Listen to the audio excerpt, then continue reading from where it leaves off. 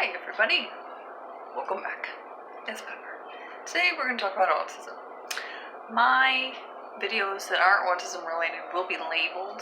Sometimes they're going to be autism, sometimes they're going to be fitness, sometimes they're going to be food, like lazy food hacks of, because I'm a solo mom and we do things a little different sometimes. We cut corners. But everything will be labeled very clearly what the topic is. Today's topic is, so you got an autism diagnosis for your kid. What the hell do you do now? I'm going to tell you. I'm going to tell you the things that I wish someone told me. Okay? Because this can be way easier than it has to be. First of all, you need to get mad. You need to get sad. You need to spend a day. You're going to probably mourn the life that you expected for your child. That is completely normal. You are going to spend the day upset. You are going to feel everything you have to feel. You are going to write it out. The next day, you get your ass up. And you are not going to feel that anymore. I know that sounds a little harsh and it sounds a little brutal, but you're not helping your kid, mourning and being sad. Your kid's going to feel everything that you feel. And kids are very, very perceptive, especially autism kids, to feelings. So what you're going to do is when you start to feel that way, you are going to educate yourself. You are going to learn different things, different tactics of dealing with things, different things to expect with the autism that your child has.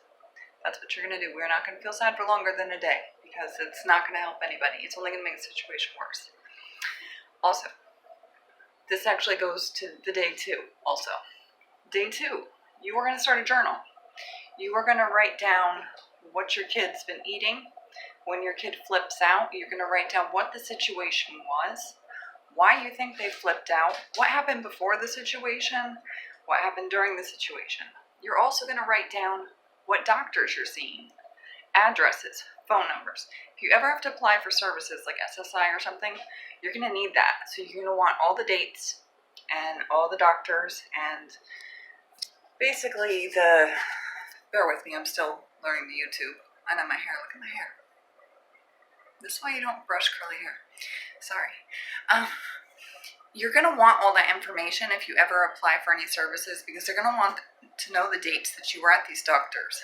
So, it sounds crazy, but be really, make a whole notebook about it.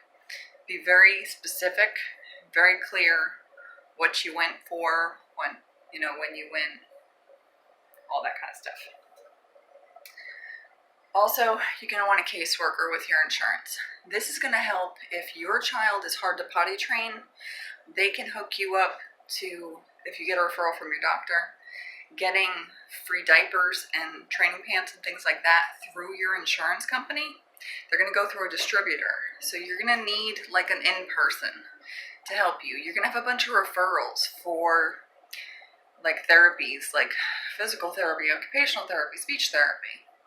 Even if you think my kid's going to, grow out of these things and not need them, take them. Get set up with a therapist. At least talk to the therapist. At least go for a consultation and see, what the therapist has to say. See if your kid even likes the therapist. If your kid doesn't like the therapist, give it a couple tries and totally switch to another one. But take the services that are offered to you. Trust the doctor's referrals at least to go check it out and see what you think. If it's, ask them very specific questions. How is this going to help my child? What is the time frame on this to help my child? You need to learn to be really bossy when you become an autism parent. It helps. Next thing is trust your gut. I'm going to tell you a little story. It's going to become a little story time with Pepper. Our first ABA was obnoxious. Red flags went off from the beginning. She just was bossy. She didn't communicate well. She came in just wanted to dominate my household. Just to the point where, she even admitted having been violent with her own child. Any red flags that you get, trust your gut. Run. We got out of there. I did not really even give her a reason. I was just like, you are not the right fit for me, for my child. Because your kid's going to know if you don't like that ABA, your kid's not going to listen to the ABA if they know that you don't like them. You have to really be able to communicate with your ABA, so you have to love them. The second set that we had of ABAs, I love them. They became family. We worked with them for probably 4 or 5 years, and it just became kind of that my daughter needed different things is pretty much the only reason why we don't work with them anymore. But these people are going to be in every aspect of your life. They're going to be in your house. They're going to be your family. They are going to pick apart every routine that you have in your household. You might not even want to do that.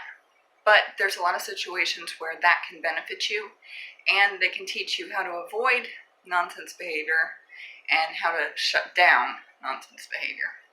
So make sure you love your ABA, because it matters. If you don't, pick another one. Because if I would have stuck with that obnoxious one, I don't think my daughter would have been as far as she is right now in her life. So trust your gut, mommy, because you know what's going on. The Med Alert bracelet, especially if you have a nonverbal child, get your kid wearing a Med Alert bracelet pretty early on. It's going to be a pain, especially with like sensory issues and stuff like that. But it does give you peace of mind. Weird things happen. You know, if your kid's in school or something, emergencies happen. Have it labeled clearly with your name and your phone number, you know, your email address, and you know, as much as you can fit on there. They don't really give you a lot of lines. But my daughter has always worn one since she was 3. It's added peace of mind to keep your daughter or your son safe.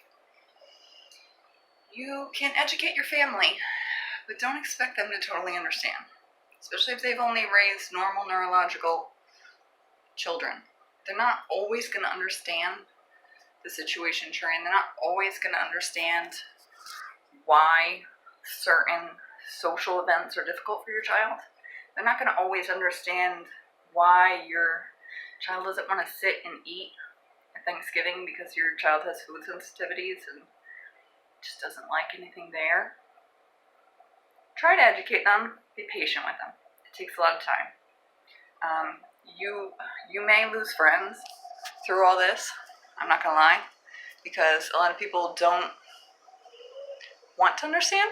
A lot of people don't want to take the time to understand. A lot of people have, you know, their own kids, their own lives, and it's, you know, a big thing to take on, you know, to have a friend or babysit a friend's kid that has autism, because the instruction list becomes way longer of what you need to do and how you need to